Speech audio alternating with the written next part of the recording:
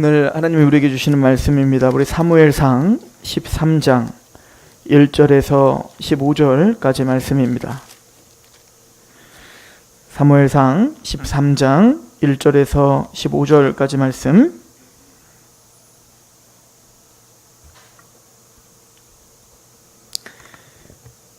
제가 읽어드리도록 하겠습니다. 하나님의 음성으로 들으시길 소망합니다. 13장 1절. 사울이 왕이 될 때에 40세라. 그가 이스라엘을 다스린 지 2년에 이스라엘 사람 3,000명을 택하여 그 중에서 2,000명은 자기와 함께 믹마스와 베델산에 있게 하고 1,000명은 요나단과 함께 베냐민 기브아에 있게 하고 남은 백성은 각기 장막으로 보내니라. 요나단이 게바에 있는 블레셋 사람의 수비대를 치매 블레셋 사람이 이를 들은지라. 사울이 온 땅에 나팔을 불어 이르되 히브리 사람들은 들으라 하니 온 이스라엘이 사울이 블레셋 사람들의 수비대를 친 것과 이스라엘이 블레셋 사람들의 미움을 받게 되었다 함을 듣고 그 백성이 길갈로 모여 사울을 따르니라. 블레셋 사람들이 이스라엘과 싸우려고 모였는데 병거가 3만이요 마병이 6,000명이요 백성은 해변의 모래같이 많더라. 그들이 올라와 베다웬 동쪽 믹마스에 진침해 이스라엘 사람들이 위급함을 보고 절박하여 굴과 수풀과 바위 틈과 은밀한 곳과 웅덩이에 숨으며 어떤 히브리 사람들은 요단을 건너 갓과 길앗 땅으로 가되 사울은 아직 길갈에 있고 그를 따른 모든 백성은 떨더라. 사울은 사무엘이 정한 기한대로 이레 동안 기다렸으나 사무엘이 길갈로 오지 아니하매 백성이 사울에게서 흩어지는지라.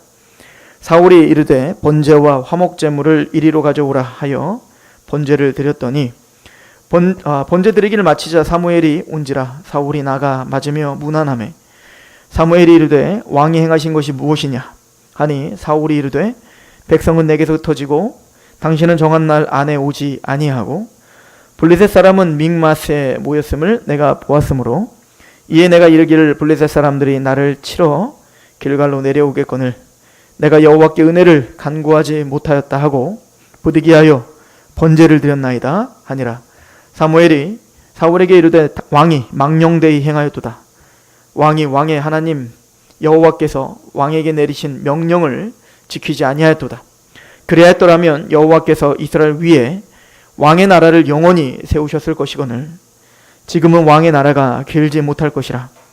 여호와께서 왕에게 명하신 바를 왕이 지키지 아니하였으므로 여호와께서 그의 마음에 맞는 사람을 구하여 여호와께서 그를 그의 백성의 지도자로 삼으셨느니라 하고 사무엘이 일어나 길갈에서 떠나 베냐민 기브아로 올라가니라.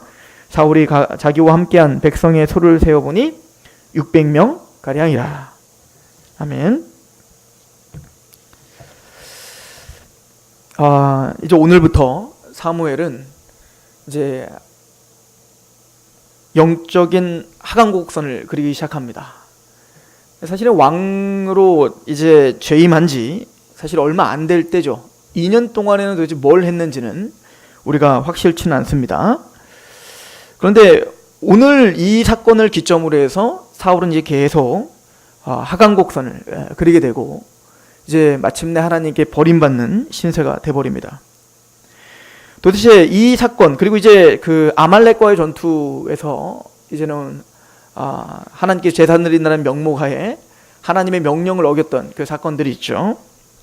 그 두 사건이 사실은 사무엘을 버림당한 아주 중요한 사건들인데 왜 하나님은 그 사건을 이토록 크게 보실 수밖에 없는가? 이것을 우리가 좀 상고해 볼 필요가 있겠습니다. 우선은 이스라엘과 블레셋과의 관계를 우리가 좀 상고해 볼 필요가 있는데요. 블레셋은 우리가 잘 알듯이 이스라엘의 천지왼수입니다. 그죠? 그러니까 이스라엘 백성들이 여호수아를 통해서 가나안 땅을 정복한 이후 끊임없이 그 성경에 이제 거론되고 있는 중요한 대적자가 바로 블레셋이죠. 특별히 사사시대 가장 영적으로 힘들었고 가장 혼란했던 사사시대에는 가장 주적이 사실은 이 블레셋인 거예요. 그러니까 이 블레셋은 바벨론과 이집트와 방불하게 하나님의 백성들을 농락했고 그리고 우리 잘 알듯이 이미 사사시대 끝 무렵에 엘리 제사장 때는 우리의 사무엘상 초반절에 우리가 상고했듯이 법궤를 빼앗아 갔죠. 법궤를 빼앗고 그들의 신 다곤신에 놓고 하나님을 농락했다고요. 그죠? 이게 바로 블레셋입니다. 그럼 블레셋은 어디냐? 사실은 지도를 좀 보면 아시겠는데, 좋은 성경 사시면 지도 있잖아요. 그 지중해가 있어요. 지중해가 있으면 지중해가 이렇게 있습니다. 그리고 요 밑에 홍해가 있고요. 요 밑을 이집트라고 하고요. 그죠? 여기서부터 이제 아프리카 대륙이 시작되는 거예요. 그리고 요쪽으로부터 해가지고 이제 그 소아시아와 유럽이 시작되고, 그리고 이 지중해를 해서 동쪽으로 해서 바벨론 지역을 넘어 거기에 이제 유프라테스강, 티그리스강이 흐르고, 그리고 더 넘으면 이제 우리 쭉 극동으로 오면 이제 한국까지 있는 거겠죠. 이 블레셋은 어디에 살았냐면 바로 지중해가 있으면 그 지중해 연안, 그 이쪽, 그러니까 예루살렘이 있으면 예루살렘 서쪽으로 이 바닷가 지역을 이제 블레셋이 이제 살았던 겁니다. 이 블레셋은 오늘날도 여러분들이 많이 듣고 있는 나라예요. 팔레스틴입니다. 팔레스틴. 그래서 그 땅을 팔레스틴 땅이라고 하죠. 그래서 영어 성경에 보시면 팔레스틴, 그 팔레스틴을 우리가 이제 이집트를 애굽이라 부르고, 우리가 이제 우리 말대로 이제 막 부른 거잖아요. 그걸 이제 블레셋은 이제 팔레스틴을 우리가 그냥 블레셋이라고 부른 겁니다. 성경에서 우리가 익숙하니까 팔레스틴 땅을 말하는 겁니다. 이 블레셋이 성경에 나오는 거를 우리가 좀 추적해 보면, 첫 번째는 이 블레셋은 바로 함의 자손들입니다. 그러니까 노아 방주 이후에 셈과 함과 야벳이 있었죠. 그때 이제 우리가 잘 알듯이 노아가 범죄를 저지릅니다. 그 포도주를 마시고 이제 술에 취하여, 사실은 이제 이 땅의 소산에 취한 거예요. 노아가 그 세상에 취하여 넘어져 있을 때 셈과 야벳 그리고 함은 다른 태도를 취하죠. 잘 알듯이 함은 바로 그 아버지의 수치를 막 얘기하고 그걸 비판하고 한단 말입니다. 덮어주질 않죠. 근데 셈과 야벳은 그 아버지의 치부를 덮어줘요. 그죠? 사실은 그 창세기를 통해서 우리가 더 많은 이야기는 들을 수는 없지만, 노아는 그 사건을 통하여 함에게 어마어마한 저주를 하고 있습니다. 이건 사실은 영적인 문제일 것입니다. 더 나아가 이제 셈과 야벳은 우리가 이렇게 추측하기로 하나님의 은혜를 알고 있는 자들이었을 겁니다. 그러니까 하나님의 덮어주신 은혜, 하나님의 그 무한하신 은혜, 사실은 그게 노아 방주 이야기의 핵심이거든요. 원래 이제 노아 방주 때 모든 인류가 다 물에 잠겼어요. 근데 노아와 그의 가족들 총 8명만 그 노아의 방주에 타서 구원을 받았는데, 하나님은 그 노아의 방주에서 나와 이제 노아와 그의 가족들에게 뭐라고 말하죠? 너희들이 생각이 악하다 이거요. 그러니까 너희들은 변화될 기미가 안 보인다. 이게 지금 노아 방주에 타지 않은 세상 애들에게 말한 게 아니라 노아 방주에서 막 나온, 그래서 막 하나님께 제사를 드리고 나온 노아와 그의 가족들에게 한 얘기라고요. 그럼 하나님이 뭐라고 하냐면, 너희들은 생각이 악하기 때문에 다시는 내가 이 땅을 이렇게 멸절시키지는 않으마, 이렇게 말을 합니다. 야, 앞뒤가 안 맞죠.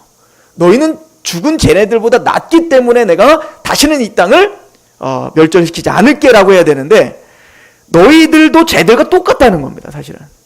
그럼에도 불구하고 나는 너희에게, 그러므로 나는 너희를 멸절시키지 않겠다는 거예요. 무슨 얘기죠? 너의 자격됨과 너의 행함으로는 똑같다. 너희도 그렇게 죽을 수밖에 없는 죄인이다.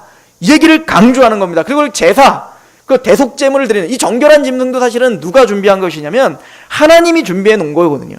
그 창세기 7장을 읽어보시면 하나님이 노아의 방주를 준비할 때 노아에게 뭐라고 하냐면, 정결한 새와 짐승에서는 7쌍씩, 부정한 짐승과 새는 2쌍씩 네가 채워놔라. 근데 여러분들 노아의 방주를 잘 읽어보시면 노아가 아프리까지 가가지고 막 동물도 잡아온 거 아니에요. 노아는 그냥 하나님의 말씀에 순종하여 배를 만들었더니 때가 됐을 때 하나님이 다 알아서 들어온 거예요. 노아의 방주에. 그러니까 노아는 거기에 눈만 닫은 겁니다. 그러니까 하나님의 은혜로 하나님은 모든 걸 준비했는데, 왜 하나님은 정결한 걸 7씩, 부정은 2씩 태우라고 했죠? 그럼 이제 노아의 방주 끝난 다음에 8장에 보면 알죠. 노아의 방주, 노아가 나와서 정결한 새와 정결한 짐승 중에 하나님께 제물로 드립니다. 그러니까 하나님은 하나님께 마땅히 예배하고 영광을 돌릴 것을 하나님이 준비해 놓으신 거예요. 이게 예배의 의미인 거죠. 그러니까 우리는 내 시간을 드린다고 이야기했고, 하나님께 내 육체에 열심을 헌신한다고 얘기하고, 하나님께 뭔가 내 것을 떼어서 아깝지만 하나님께 드린다고 생각한다고, 이걸 예배라고 생각한다고요. 성경 그렇게 가르쳐주지 않는 겁니다. 하나님은 이미 하나님이 받으실 모든 것을 하나님이 준비해 놓으신 거예요. 마땅히 노아는 그 중에 정결한 짐승과 정결한 새 중에 하나님이 준비하신 것 중에 떼어 하나님께 드려야 되는 것입니다.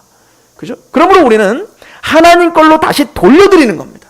내가 한 것이 아니에요.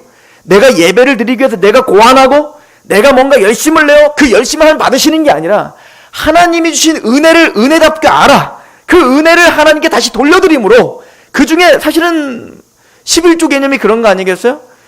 여러분들 10가지는 하나님이 우리에게 모든 걸 누리라고 주신 거예요. 사실 다 하나님 건데 그게 은혜죠. 사실은 하나님이 10개를 줬으면 몇 개를 다 하나님께 드려야 되는 겁니까? 10개를 다 하나님께 드린 게 마땅한 겁니다. 그럼에도 불구하고 하나님은 9개는 너의 삶을 위해서 쓰라는 겁니다. 그 중에 하나만 나에게 달라는 거예요. 그러니까 이것은 은혜인 거죠. 은혜. 하나님은 우리의 삶을 존중하고 계시고 우리의 삶이 풍요롭기를 원하시고 계시는 겁니다. 그런 것처럼 우리가 하나님께 시간을 내고 헌신을 하고 하나님께 제물을 드리고 이런 모든 것들이 사실은 내 것을 드리는 게 아니라 하나님의 것을 돌려드리는 겁니다. 이게 예배입니다. 너무 중요한 메시지를 우리에게 하고 있시죠. 그래서 이삭이 아브라함을 따라서 모리아산으로 올라가는 걸 생각해 보세요. 이삭이 너무 이상한 겁니다. 왜냐면 지금 아브라함이 지금 그 장작이나 칼이나 이런 걸 다 들고 가는데 뭐만 없냐면 재물이 없단 말이에요. 그러니까 이삭이 말하죠. 아버지, 재물 어디 있습니까? 그러니까 아브라함이 굉장히 중요한 얘기를 하는데, 하나님이 받으실 재물은 하나님이 스스로 준비해 놓으셨다, 이렇게 말하죠. 그러니까 우리가 드릴 수 있는 건 다 사실은 하나님이 주신 겁니다. 이것이 믿음의 근간이고 이것이 사실 은혜를 누리는 자의 마땅한 바입니다. 사실은 노아와 그의 가족들은 이 은혜를 경험한 겁니다. 노아 방주를 통해서 말입니다. 그래서 셈과 야벳은 아버지의 그 치부를 보면서도 그 치부를 갖고 놀리거나 그걸 갖고 함부로 말할 수 없었던 겁니다. 왜죠? 자기들의 치부가 하나님 앞에 가려진 걸 알았기 때문이겠죠. 그러므로 셈과 야벳은 그 하나님의 은혜 가운데 아버지의 치부를 덮어주었던 겁니다. 그러나 함은 달랐던 겁니다. 하나님은 그런 은혜를 누리면서도 불구하고 그는 하나님의 은혜에 감격이 없었던 게 분명합니다. 그러므로 함은 남들을 비판하기에 쉬웠던 사람이었던 거죠. 교만한 거였습니다. 하나님의 약속과 그 하나님이 주신 그 은혜를 망각했던 것 같습니다. 그러니까 함은 저주를 받은 거죠. 하나님이 괜히 저주하지 않았을 거 아니겠습니까? 단순히 그 사건이 중요한 게 아니라 그 사건을 통해서 함 자신이 드러난 거예요. 가인과 아벨이 하나님이 받으신 예배와 받지 않는 예배를 드릴 때 단순히 양을 드렸다, 곡식을 드렸다는 그 사건 하나가 중요한 게 아니라 하나님은 가인과 그 제물을 받지 않은 거고 아벨과 그 제물은 받으신 거라고요. 그러니까 아벨의 삶을 아셨고 가인의 그 근본을 아셨던 겁니다. 하나님 폐부를 살펴보시는 하나님이 아벨을 받으신 거고 가인을 받지 않은 것처럼 하나님은 그 함의 그 사건 하나로 함의 그 본성과 죄성을 드러낸 것뿐인 거예요. 그 안에는 그것이 가득한 거죠. 하나님은 함을 저주합니다. 저주하되 우리가 잘 알듯이 셈이 가나안을 정복하리라, 종이 될 것이다 라고 이야기합니다. 우리가 좀 눈여겨봐야 되는 것은 함을 저주할 때 하나님은 함을 저주하지 않고 그의 아들 가나안을 저주합니다. 그죠? 이것은 굉장히 큰 의미가 있죠. 왜냐하면 그 가나안은 정말 실제적으로 아브라함의 셈 족속이 아브라함이거든요. 그 셈 족속인 아브라함이 그 자손들이 이제는 뭐를 정복하러 갈까요? 가나안 땅을 정복하러 갈 것을 예언하고 있는 거죠. 그러니까 지금 이스라엘 백성들이 출애굽을 하는 거, 모세를 통해서 출애굽하는 거, 그래서 출애굽을 하여 광야 40년에서 하나님께 훈련받고 하나님의 율법을 받고 하나님의 나라로 확정하고, 그리고 그 상태에서 가나안에 정복하는 것은 우연이 아니라 하나님이 노아 방주로 인류를 다시 시작하면서부터 계획하신 겁니다. 그러니까 그때부터 이미 하나님은 그 가나안 족속이 정복당하는 그 이야기를 통해서 하나님은 구속사를 우리에게 설명해 주고 있었다는 거죠. 그리고 그 함 족속의 그 자녀들의 사실은 가나안만 문제가 아닙니다. 함의 후손들이 이제 창세기 이제 11장에 그 바벨탑 사건이 있고, 그리고 이제 그 뒤에 이제 그 10장에는 노아의 후손들에 대한 그 목록이 쭉 나오거든요. 그 노아의 목록 중에 함 족속의 목록이 굉장히 길어요. 근데 여러분들이 한번 10장에 있는 함 족속의 목록들을 한번 자세히 읽어보십시오. 거기 대부분 다 뭐가 있냐면 앞으로 이제 이스라엘 백성들과 대치점에서 전쟁을 벌이고 하나님이 홍해로다가 이틀을 완전히 그냥 뒤집어 버리지 않습니까? 나중에 이제 바벨론을 무너뜨리지 않습니까? 바벨론이 끌고 가고 나중에 바벨론을 하나님이 심판하지 않습니까? 또 블레셋이 이스라엘을 계속 힘들게 하고, 또 니느웨 성 누굽니까? 아수르죠. 그 아수르 나라가 일어나서 또 북이스라엘을 멸망시키지 않습니까? 그럼 누가 심판하세요? 하나님이 바벨론을 통해서 심판하는 거 아닙니까? 지금 제가 말했던 바벨론, 그리고 니느웨, 그 아수르, 그리고 바벨론, 이집트, 이게 다 함 족속이에요. 그러니까 지금 성경은 굉장히 중요한 얘기를 하고 있는 거죠. 가나안이 지금 함 족속을 부셔버리겠다는 거예요. 그러니까 가나안이래요. 셈 족속이 함 족속을 부셔버린다는 겁니다. 근데 그 함 족속에 이제 구스라고 하는 그 아들이 있어요. 함의 아들 중에 구스가 있는데, 구스가 바로 그 이집트를 비롯하여 거기서 이제 바벨론과 이게 다 나와요. 나중에 한번 쭉 읽어보시면 되는데요. 그래서 이제 니므롯이라고 하는 용사가 나왔습니다. 그리고 그러니까 자신의 힘과 물질과 권세와 권력을 갖고 정복하여 그 하나님 앞에 사냥꾼이더라, 이렇게 말해요. 이건 하나님을 대적한 사냥꾼. 이거 사실은 니므롯이 그냥 동물 잡았다는 얘기가 아니에요. 그러니까 사람을 동물을 사냥하듯이 죽이면서 자기의 제국을 넓혔던 자가 니므롯입니다. 그리고 니므롯이 신할 땅으로 가서 바벨론을 만들었고, 또 니느웨 성을 만들죠. 다 한 사람을 통해서 만들어져요. 그리고 그 신할 땅에서 뭐가 세워져요? 바벨탑이 세워지는 겁니다. 이게 계시록까지 나오는 이 바벨론의 정신이 거기 있죠. 하나님을 대적하는 바벨탑이 세워지게 돼요. 그리고 이제 그 함의 아들 중에 미스라임이 있어요. 그 미스라임 중에 기스루힘이라고 하는 자가 있는데, 그 자의 후손이 이 블레셋입니다. 이 블레셋은 바로 그 팔레스틴이죠. 그 팔레스틴 땅에 살면서, 그 해안 지역에 살면서 모든 무역을 다 장악하고 있어요. 이 지중해가 굉장히 중요한 데 아닙니까? 그러니까 왜 이렇게 이제 그 이집트가 왜 자꾸 그 팔레스틴 땅을 자꾸 노리냐고요. 예루살렘 왜 부셔버리려고 하냐고. 또 알렉산더가 왜 그 팔레스틴 땅을 다 정복하려고 하냐고요. 왜 그 유럽의 어떤 왕들이, 또 저 징기스칸이 와서 왜 팔레스틴 땅과 예루살렘을 정복하려고 하냐고요. 그건 뭐냐면 거기에 지중해 무역이 다 그쪽에 중심이 돼 있기 때문에. 근데 모든 그 지중해 무역의 상업을 누가 붙잡고 있었냐? 바로 팔레스틴이 붙잡고 있었던 겁니다. 즉 바벨론이 붙잡고 있었던 거예요. 그러니까 굉장히 부유하고 강력한 제국을 형성하고 있었던 겁니다. 나라를 형성하고, 이 블레셋은 그리고 초기부터 철기 문화를 빠르게 받아들입니다. 그래서 이 블레셋은 이 철기, 나중에 이제 그 다음 주에 나올 텐데, 블레셋과 이제 사울과 막 전쟁을 벌이는데 아주 딱해요. 이스라엘은 뭐냐면 거기 뭐라고 기록되어 있냐면, 철기로다가 무기를 들고 있는 사람 2명밖에 없어요. 사울과 요나단. 그러니까 왕과 왕자님밖에 철 무기가 없고, 나머지는 다 곡괭이 막 이런 거, 철 통동기 막 말도 안 되는 거 갖고 싸우는 거예요. 근데 블레셋은 이미 철로도 완전 무장하고 있었단 말이에요. 그러니까 상대가 되지 않는 거예요, 이스라엘은.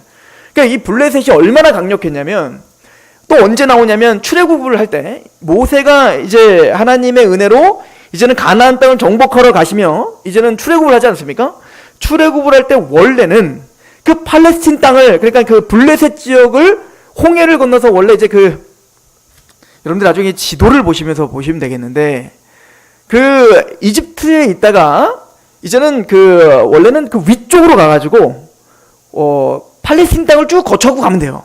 그게 제일 빠른 길입니다.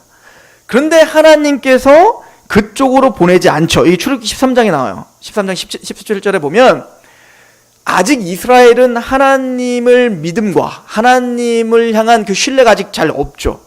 아직 뭘 알겠어요. 그냥 끌려 나왔는데.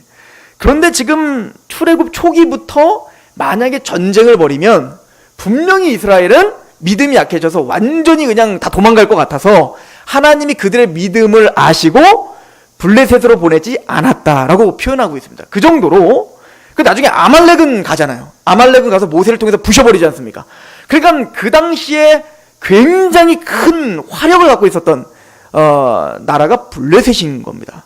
나중에 이제 이제 여호수아를 통해서 가나안 땅을 정복할 때, 그 정복할 때에도 여호수아를 통해서 가나안 땅을 정복해 들어갈 때에도 가장 힘들게 했던, 나중에 이제 정복을 다 하고 헤브론 땅도 다 정복하고 했는데, 그리고 여호수아가 죽자마자 사사시대가 돌아왔고, 우리가 잘 알듯이 사사시대 때 블레셋에 의해서 이스라엘이 굉장히 농락을 당하죠. 에훗이랄지 아니면 삼손을 통해서 부셔버리긴 하지만, 또 삼손 이야기는 거의 뭐 블레셋과의 이야기 아닙니까? 그 정도로 블레셋은 하나님을 대적하는 대치점에 서 있는 악함의 상징인 나라가 바로 블레셋입니다. 그리고 우리가 잘 알듯, 우리가 아까도 얘기했지만 엘리 제사장 때는 바로 이 블레셋에 의해서 완전히 하나님이 농락을 당합니다. 그래서 블레셋이 하나님의 법궤를 빼앗아가고, 물론 그건 하나님의 주권 속에서 하나님이 잠깐 빼앗겨 준 거죠. 이스라엘을 교육하고 블레셋을 교육하기 위함이었어요. 자, 그러면 아브라함과는 어떤 관계가 있는가? 사실은 아브라함과 이삭과는 뗄 수가 없어요. 블레셋은 여러분들이 잘 아는 사건들이 벌어지죠. 아브라함이 이제 20장에 가면, 창세기 20장에 가면 아브라함이 하나님께 부름을 받아 가나안 땅에 갔다가, 우리가 잘 알듯 12장에 하나님이 약속을 받았지만 그 약속을 잘 믿지 못하죠. 그래서 이집트로 도망을 가요. 가뭄이 오니까 도망을 와서 이집트에서 애굽 왕한테 자기 아내 팔아먹잖아요. 근데 하나님이 애굽의 파라오를 치고 아브라함을 살려준다고요. 그때 아브라함은 하나님을 믿게 되는 거예요. 점점 하나님이 누구신지 배우게 됩니다. 자, 그리고 창세기 20장은 어떤 내용이냐면, 이미 창세기 15장에 의롭다함을 받았고 17장에 할례까지 받았다고요. 그리고 20장은 어떤 내용이냐, 21장은 여러분들이 잘 아는 장입니다. 이삭 나오는 장이에요. 하나님이 이삭을 이제는 주시는 장이거든요. 자, 그런데 그 전까지 우리가 잘 알듯 18장, 19장 쭉 읽어보면 아브라함이 하나님의 약속을 비웃었어요. 하나님이 이삭 준다고 내년에 줄게요 그랬더니 비웃어버려요. 또 사라도 비웃었죠. 하나님이 이삭 준다고 또 비웃어버렸다고요. 근데 하나님이 그런 아브라함에게 또 약속하십니다. 네가 웃지만, 네가 내 약속을 비웃지만 난 반드시 너에게 줄 거다. 근데 그렇게 해서 21장에 드디어 하나님이 이삭을 주시는 거잖아요. 그래서 그들은 하나님의 약속을 비웃었지만 하나님은 21장에 정말 이삭을 주셨어요. 그래서 이삭이 사라와 함께 사라가 뭐라, 내가 하나님이 나를 웃게 하시는구나. 나는 하나님의 약속을 비웃었고, 나는 하나님의 약속을 성취를 받을 자격이 안 되는 난데, 그런 내 비웃음을 바꾸어 하나님은 언약의 성취의 웃음으로 바꿔주시는 신실하신 분입니다. 이 고백을 하는 게 21장이라고요. 그리고 우리가 잘 알듯 22장은 아브라함이 그 믿음을 갖고 이삭을 바치는 거예요. 그러니까 이삭 바치는 그 사건까지 하나님이 이삭을 어떻게 설득하셨고, 하나님이 아브라함과 그 사라를 어떻게 지금 믿음을 지켜오시는지를 우리는 배우죠. 이럴 때 히브리서 12장 2절에 말한 것처럼 믿음의 주요 온전케 하시는 예수를 바라보자. 그 말씀을 그대로 우리에게 설명해 주고 있는 거죠.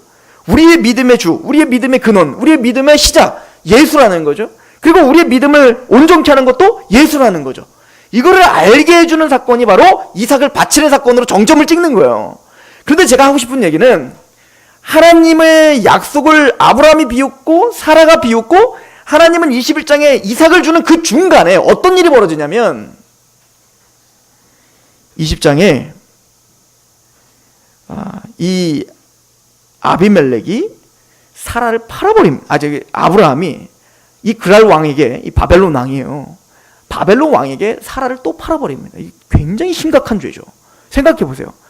이게 몇 년 된 게 아니라 내년이면 사라를 통해서 하나님의 약속이 성취될 거라니까요. 그리고 이게 뭐 몇십 년 전에 약속한 게 아니라 하도 못 믿으니까 하나님이 비웃은 그를 다독거리며 내년에 줄게 라고 지금 며칠 전에 약속한 거라고요. 게다가 사라도 비웃으니까 사라도 또, 야, 왜 사라가 왜 비웃냐? 나 안 비웃었습니다. 너 비웃었어. 야, 하나님이 능치 못할 일이 없겠냐? 이렇게까지 다독거리며 설득한 아브라함과 사라인데, 아브라함은 아비멜렉 앞에서 그런 하나님의 설득과 책망과 경계를 들었음에도 사라를 팔아버렸다고요. 이게 얼마나 심각한 죄냐고요. 하나님의 약속을 개차반처럼 여겨도 어떻게 이렇게 앉을 수 있냐고요. 게다가 아브라함은 이미 한번 이집트에서 파라오에게 사라를 팔아먹은 때 하나님이 어떻게 자신을 도와줬는지를 보여주므로 하나님은 하나님의 약속의 자녀를 어떻게 보호하시며 어떻게 지키고 계시는지를 분명히 봤다고요. 전혀 변화된 게 없는 거예요. 아브라함이 뭘 변했습니까? 하나도 변화된 게 없죠. 하나님은 이것이 우리라고 얘기하고 있는 겁니다. 이게 인간인 겁니다. 약속을 받은 우리의 모습이 이렇다는 거예요. 우리는 항상 아브라함같이 그렇게 하나님의 약속을 믿는다고 하지만 그 중요한 시점에 또 하나님의 약속을 버려버리는 그런 죄인들이라는 겁니다. 그때 하나님이 아비멜렉에 나타나는 겁니다. 그때는 이집트의 파라오보다 더 심각하게 얘기를 합니다. 내 선지자의 아내를 네가 감히 빼앗았냐? 이렇게 된 거죠. 그랬더니 이제 아비멜렉이 하나님 너무하십니다. 나는 잘못한 게 없습니다. 아브라함이 속였습니다. 그때 하나님은 듣지 않습니다. 저주해버립니다. 아비멜렉을 저주해버려요. 내 사랑하는 아브라함에게 기도를 받지 않으면, 그가 기도해주지 않으면 너는 다 죽여버리겠다. 이렇게 돼버리는 겁니다. 그때 아비멜렉이 아브라함을 찾아옵니다. 날 왜 기도해달라. 아브라함이 어떤 생각을 했을까요? 단순히 의기양양만 했을까요? 다시 이집트에서 아내를 팔아봤던 자신의 생각이 생각나지 않았을까요? 자신의 비천함 신앙이 드러나지 않았을까요? 하나님께 너무 죄송스럽지 않을까요? 단순히 와 내가 이렇게 잘못했는데 하나님 겉바임만 나 건드리면 안 되잖아, 이런 교만함이 있었겠습니까? 전혀 그렇지 않겠죠. 앞으로의 아브라함의 삶을 통해서 보면 아브라함은 그때 굉장히 큰 것을 경험한 겁니다. 낮아졌겠죠. 그리고 그 아비멜렉을 위해서 기도했더니 태문이 다시 열리는 복을 받습니다. 이게 우리의 사명인 거예요. 사실은 왕같은 제사장이란 우리 때문에 사실은 우리 주위 사람들이 복을 받을 수도 있고 우리 때문에 그들이 하나님의 저주를 받을 수도 있는 거예요. 하나님은 세상에 관심이 없고 하나님의 약속의 자녀에게 관심이 있다는 것을 우리는 볼 수 있어요.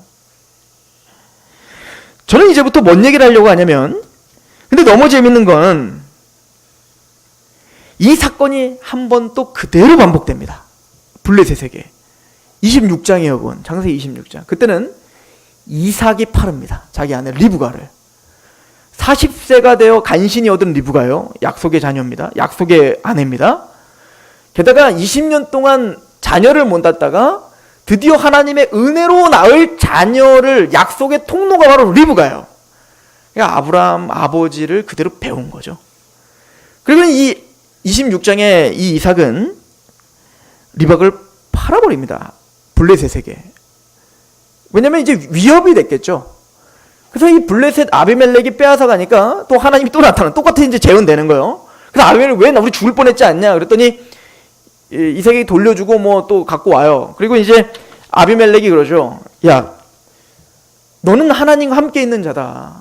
근데 이제 그런 어떤 그 사건이 지난 이후에 하나님이 이삭을 이제 그 블레셋에서 살게 하십니다. 근데 이삭에게 그때 이제 우리가 좋아하는 말씀이 하나 나와요. 뭐냐면 이삭이 100배나 복을 받았다. 이 말이 나옵니다.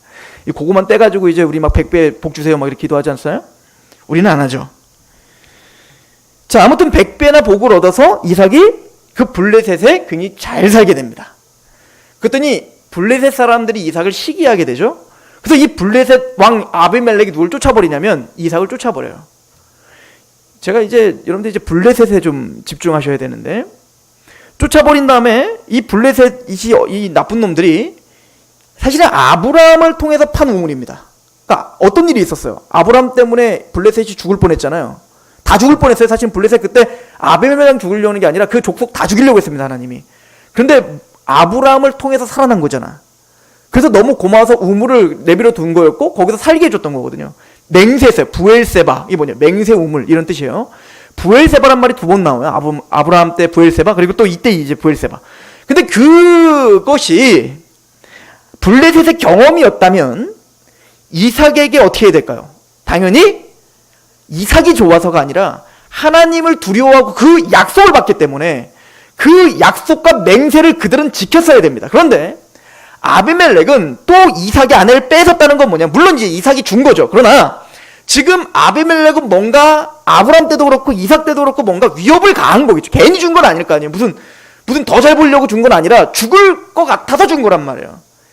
이삭이 지금 거기 보면 이삭이 리브가를 껴안는 거를 아비멜렉이 봤다 이 얘기인 거예요. 그러니까 뭔가 빼앗으려는 징조가 보였기 때문에 겁나서 준 거거든요. 그럼 블레셋의 입장에서 정신 차렸어야죠. 아무리 이 아비멜렉이 리브가가 데려오고 싶더라도 이미 그 조상들이 아브라함을 통해서 어떤 대우를 받았는지 하나님이 어떤 분이신지를 분명히 똑똑히 봤다고. 이게 무슨 뭐 몇백 년 지난 게 아니란 말이에요.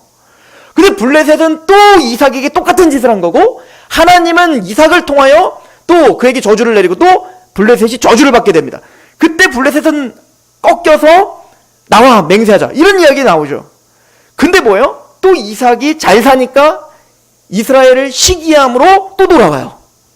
그리고 우물을 뺏어버립니다. 그리고는 그랄로 쫓아가죠. 그랄로 갔는데 그랄 목자, 거기도 이제 블레셋의 통치 지역이에요. 그랄 목자들이 또 뭐 어떻게 했어요? 이삭의 우물을 또 뺏어버리고 메워버립니다. 나쁜 놈들이죠. 그때 이삭은 달라지긴 했습니다. 뺏겨도 대항하지 않고 그냥 갑니다. 대항하지 않아요. 이삭은 그때 하나님의 약속을 믿은 겁니다. 그때 하나님은 아비멜렉을 이삭에게 보냅니다. 그리고 아비멜렉이 뭐라고 하냐면 나와 맹세해라. 우리를 치지 마라. 하나님이 너와 동행하는 걸 내가 봤다. 이게 블레셋의 이야기입니다. 그러면 지금 성경이 블레셋의 이 이야기들을 계속 나중에 출애굽할 때 이 블레셋이 강성해졌고, 또 여호수아 시대 때는 거기 보면 이제 여호수아 써 있어요. 굉장히 강해지고 있었다라는 게 써 있다고요. 그러니까 블레셋은 하나님의 징계하심과 하나님의 역사를 보면 주저앉습니다. 그리고 막 맹세해달라고 막 애원하죠.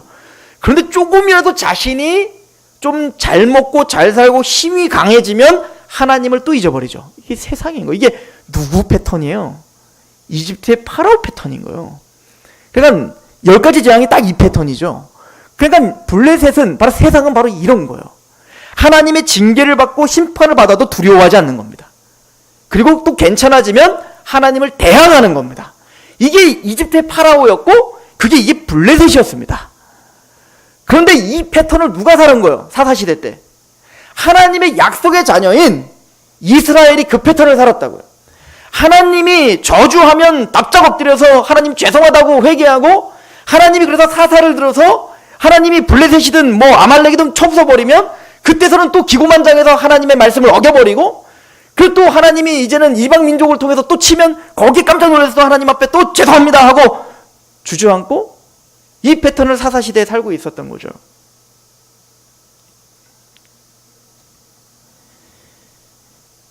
하나님은 그런 세상을 셈의 족속을 통해 하나님의 약속의 자녀를 통해 부셔버릴 겁니다. 정복할 겁니다. 이게 성경의 이야기입니다. 그래서 이 블레셋은 최종적으로 누구에게 정복당하냐면 다윗 왕을 통하여 정복당합니다. 그리고 솔로몬 왕 때 완전히 이제는 이스라엘의 속국이 돼버립니다. 그러니까 우리로 말하면 우리 안에 기생충처럼 우리를 계속 끊임없이 충동질하고 하나님을 대적하는 그런 블레셋과 같은 그런 세력이 우리 안에 있다는 거죠. 하나님은 그렇게 하나님의 말씀 앞에 두렵고 경험으로 서 있어야 될 우리들이 하나님의 약속과 은혜가 있으면 당장이라도 무슨 쓸개고 가지고 다 내줄 것 같이 하다가 조금 편안해지면 또 하나님을 대적하려고 하는 그 악함이, 그 블레셋과 같은 악함이, 사실은 뭐 아브라함도 있었고 이삭도 있었고 이스라엘 전체 다 있었잖아요. 우리도 동일한 패턴 가운데 그런 죄인들이다 라고 하는 것을 이야기하고 있죠. 하나님은 다윗 왕을 들어 그 블레셋을 부셔버릴 겁니다. 근데 중요한 것은 오늘 주인공은 사울이니까요. 사울 왕은 물론 이제 앞전에 암몬을 부셨죠. 그건 하나님의 전적인 은혜로 하나님의 영에 임하여 하나님이 하신 겁니다. 사울이 한 거 아니에요. 그러면 사울은 철저하게 하나님을 의지하고 있어야 됩니다. 사실은 우리가 지난주에 상고해봤지만 사무엘이 이 사울을 왕으로 등극시키면서 얼마나 찝찝하게 만들었냐고요. 사실 하나님은 왕 만들기 싫었는데 니들이 자꾸 죄악 가운데 자꾸 왕 만들려고 하니까 내가 어쩔 수 없이 네가 원하는, 니들이 원했고 니들이 택한 사울을 내가 왕을 세웠다, 이거였잖아요. 그러니까 결론은 뭐냐면 지난주에 사무엘이 선언한 거는 사울이 왕이 된 거는 하나님의 뜻이 아니었다요. 그럼 어떤 느낌이죠? 니들이 원해서 너희들의 욕심 때문에 만들어진 왕으로 인하여 너희가 얼마나 아프고 고통스럽게 되는지 뼈저리 느껴봐라 이 얘기인 거예요. 이게 호세아에서 이야기하고 있죠. 우리 호세아서 13장 잠깐 가보시죠.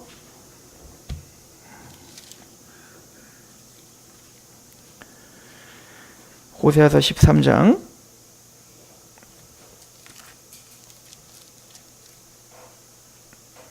9절부터 보겠습니다. 이스라엘아, 내가 패망하였나니 이는 너를 도와주는 나를 대적함이니라. 전에 내가 이르기를 내게 왕과 지도자들을 주소서 하였느니라. 내 모든 성읍에서 너를 구원할 자 곧 내 왕이 이제 어디 있으며 내 재판관들이 어디 있느냐. 내가 분노함으로 내게 왕을 주고 진노함으로 패하였노라. 에브라임의 불의가 봉합되었고 그 죄가 저장되었다. 하나님이 물론 지금 호세아 시대 때 그 패역한 이스라엘과 그 왕들을 지금 책망하는 거지만 이 심정이 그대로 들어다니는 거죠. 이스라엘의 역사 가운데 너희들에게 왕을 준 이유가 뭐냐면 내가 분노해서 너에게 왕을 줬고 그리고 내가 진노해서 그 왕을 패한 거다. 이게 사울 이야기랑 동일한 거죠. 사울이 그랬던 겁니다. 하나님은 분노해서 왕을 세웠어요. 사울 왕을. 이게 우리 12장 전체가 하는 얘기였잖아요.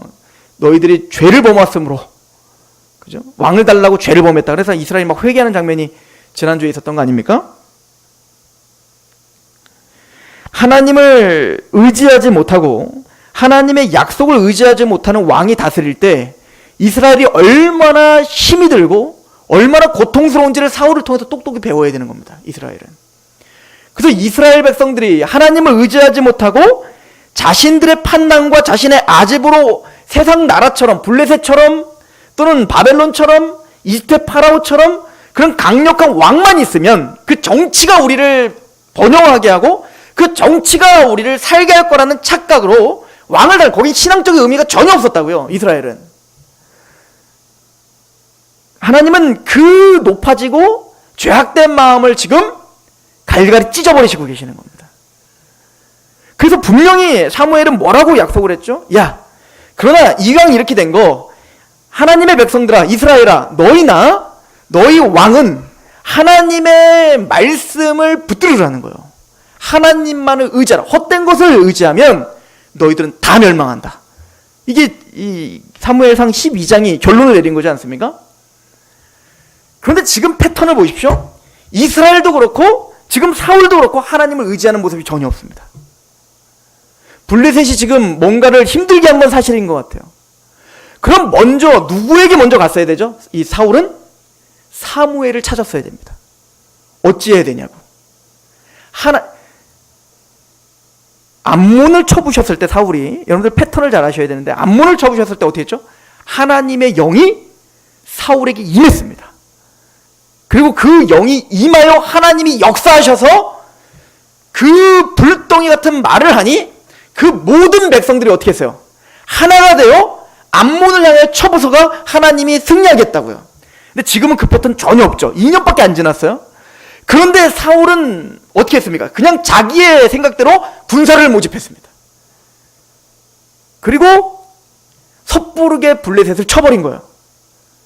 그래서 어떻게 됐죠? 블레셋이 옳거니 잘 됐다. 이걸 기회로 해서 대대적인 군사를 일으킵니다. 블레셋이 3만이 넘는 군대를 이제는 완전 무장한 철병거를 갖고 있는 그 블레셋이 이스라엘을 완전히 초토화시켜버리려고 이제는 그 앞에 모래와 같이 서 있더라. 저는 이 말씀을 보는데 계시록 12장이 딱 떠오르더라고요. 계시록 12장에 하나님의 교회, 즉 예수 그리스도를 낳은 구약의 교회, 그건 예수 그리스도가 십자가에 죽으시고 부활하고 승천하신 그 이후에 그 교회는 예수님처럼 3년 6개월, 즉 예수님의 길을 따라가 고난의 길을 걸어가고 이제는 광야로 내몰린단 말이에요. 우리가 그런 인생을 살죠. 거기에는 짐승이 함께 있습니다. 즉 사단이 어쩌든 우리를 움켜쥐고 하나님에게서 떠내려가려고 하려고 하는 그 강한 어떤 물줄기가 있단 말입니다.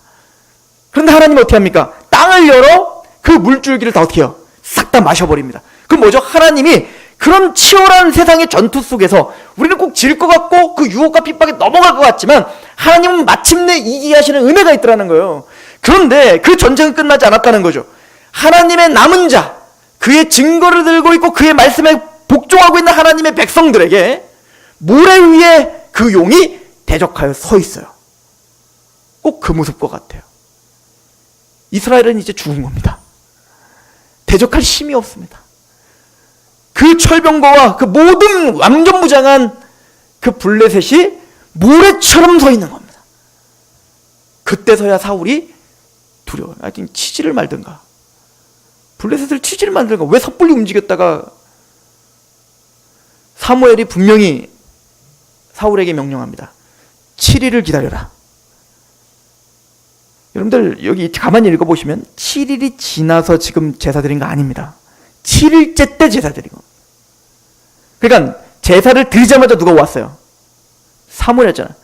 그 몇 시간을 못 기다린 거예요. 분명히 7일째가 되는 날 사울은 그때는 이제는 막 불안한 거예요. 너무너무 불안한 거죠. 왜냐면 지금 블레셋이 막 쳐들어오니까 막 군사를 일으켰는데 그 이스라엘 백성들이 3,000명이 일어났거든요. 근데 걔네들이 막 다 떠나. 너무 겁나 흩어지고 불안해하고, 자기도 불안하고 이스라엘도 불안하고. 그러니까 이스라엘도 그렇고 사울도 그렇고 다 하나님을 의지하지 못하죠. 그리고 나중에 오늘 15절에 뭐라고 기록되어 있죠? 이제 사무엘에게 이제 책만 받은 다음에 사울에게 남은 군대가 몇 명이래요? 600명. 나머지 다 도망간 겁니다. 다행히 하나님의 사람 요나단을 통해서 블레셋은 제압당합니다.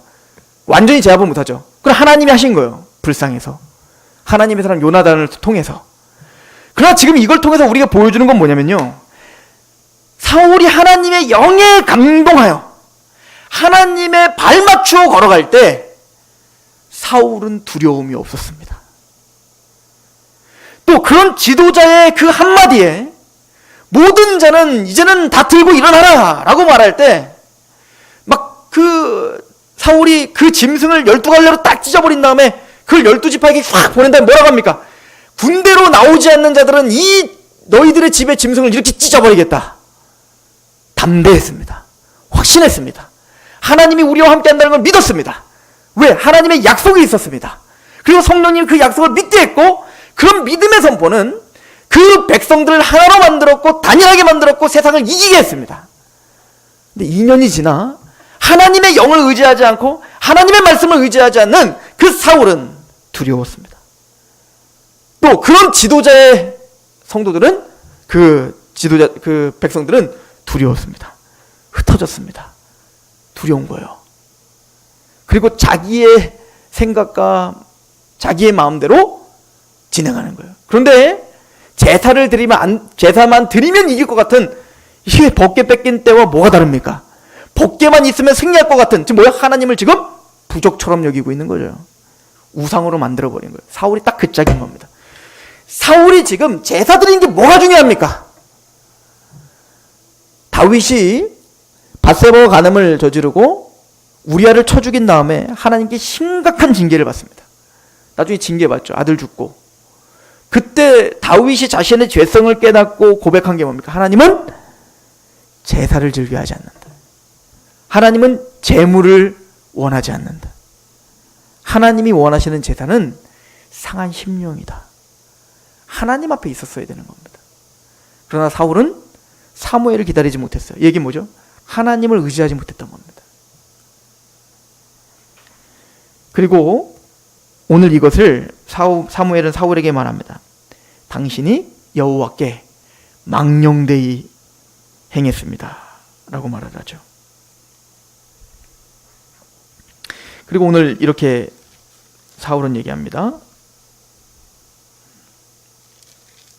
14절 15절 지금은 왕의 나라가 길지 못할 것이라 여호와께서 왕에게 명령하신 바를 왕이 지키지 아니하였으므로 여호와께서 그의 마음에 맞는 사람을 구하여 여호와께서 그를 그의 백성의 지도자로 삼으셨느니라 하고 사무엘이 일어나 길갈에 떠나 베냐민 기브아로 올라가니라. 사울이 자기와 함께한 백성의 수를 세어보니 600명 가량이더라. 이렇게 말하죠. 하나님은 여호와께서 그의 마음에 맞는 사람을 구하여 여호와께서 그를 그의 백성의 지도자로 삼으실 것입니다. 하나님은 하나님의 마음에 맞는 자를 세우시고야 말 겁니다. 그게 누구죠? 다윗입니다. 다윗이 물론 용모가 준수했죠. 그러나 다윗이 선택받았던 것은 하나님을 철저하게 의지했기 때문에 선택받았습니다. 여러분들 이 이야기가 신약 전체가 하고 있다는 거 아시죠? 제가 마태복음 이야기를 자주 했는데 마태복음 전체가 그 얘기들 하는 거예요. 제가 새벽 예배를 통해서 또 마태복음 맥잡기를 통해서 또 계속 한 몇 달을 계속 마태복음만 씨름했는데 결론은 하나입니다. 하나님이 누구와 함께 하겠냐는 거예요. 바리새인들, 서기관들, 율법을 많이 아는 사람들, 뭔가 많이 행한 사람들, 뭘 그럴듯한 모습으로 하나님 앞에 난 이걸 했습니다 라고 자랑하는 사람들. 하나님이 함께하는 자는 병든 자요, 귀신 들린 자요, 가나안처럼 나는 죽은 개와 같습니다 라고 여기는 자요, 어린아이처럼 주님만을 의지하는 자요. 하나님이 받으시는 제사는 그럴듯한 무언가를 지어놓고 그럴듯한 무언가를 드리며 그렇게 하나님 앞에 의를 내세우는 자가 아니라 철저히 자기를 낮추고 겸허하게 주님만이 아니면 나는 죽습니다 라고 하는 사람을 받는 거예요. 그걸 예배를 받으시는 거예요. 상한 심령의 제사를 받으시는 거예요. 그래서 구원받은 하나님의 백성들의 특징은 심령이 가난하고 애통하는 겁니다. 의에 줄이고 목이 마른 겁니다. 항상 갈급함이 있습니다. 목마른 사슴이 그 신의 말을 찾듯 하나님을 찾을 수밖에 없게 기도하여 또 하나님에게 갈급하여 말씀 보고 하나님이 갈급하여 찬양하고 하나님이 갈급하여 어쨌든 말씀을 헐떡거리며 주의 말씀 앞에 서 있으려고 하는 사람들, 그 사람들이 약속의 자녀라는 거죠. 이게 어린아이들입니다. 하나님이 예수님께서 성전에 올라가십니다. 성전에서 그 하나님께 기도하는 그 집을 강도구걸로 만든 그 자를 다 엎어버리죠. 기도하는 집이란 얘기는 내 소원 성취하는 기도 말하는 거 아니에요. 열왕기상에 보면 솔로몬이 성전을 짓고 하나님의 영광이 가득할 때 솔로몬이 뭐라고 하죠? 네가 어디에 있든 하나님께 구하면 네 죄를 사하마. 그 성전은 하나님의 영광이 드러나는 곳입니다. 그 성전은 기도하는 곳입니다. 어떤 기도요? 우리가 죄인인 걸 알아? 예수 그리스도의 십자가 앞에 납작 엎드리는 곳이 성전이란 말이에요. 그래서 그곳에는 하나님만 영광 받으시고 하나님의 복음만이 영화롭게 되는 곳이 성전인 거예요. 그래서 그곳에서 어린아이들을 찬양 소리를 칭찬하셨고 그곳에서 병든 자들을 고쳐주시는 겁니다. 그때 바리새인들이 어떻게 하죠? 아니 성전에서 왜 병든 자를 고치냐 이거죠. 성전은 그런 자의 것이다. 블레셋은 하나님의 경고를 들었어야 됐습니다. 그러나 우리가 보듯 블레셋은 다윗에게 완전히 멸절될 때까지 회개하지 않습니다. 이게 요한계시록 얘기인 거예요. 7 나팔, 7 대접을 불어 하나님이 어마어마한 심판을 주지만 세상은 이를 갈며 하나님을 원망하지 그런 두려움 앞에 절대 회개하지 않습니다. 하나님의 백성들은 어떻게 해야 됩니까? 대신 블레셋은 버림당하지만 하나님은 이스라엘을 버리지 않습니다. 마음에 합한 왕을 이스라엘에게 주십니다. 그 다윗을 통하여 하나님의 말씀에 복종하게 하고 하나님의 영에 마음을 다해 하나님을 찬양하는 다윗 왕을 통해 이스라엘을 회복시킬 것입니다. 우리 안에 다윗 왕이 계시지 않습니까? 성령이 충만하신, 기름 부음 받으신, 그래서 하나님의 말씀 앞에, 아니 말씀 자체이신 예수가 우리의 왕이 되시지 않았습니까? 그분이 우리를 감격하지 않습니까? 그 십자가가 우리를 예배하게 하지 않습니까? 예수님은 바로 우리를 회복시키러 오신 거예요. 납작 엎드리게, 주님을 의지하게, 그래서 주님에게 모든 영광을 돌려드리게, 주님과 함께 그 템포를 조절하도록 우리가 그 하나님과 동행하며 그 예수 그리스도와 함께 승리하는 저람 되기를 축원합니다. 기도하겠습니다.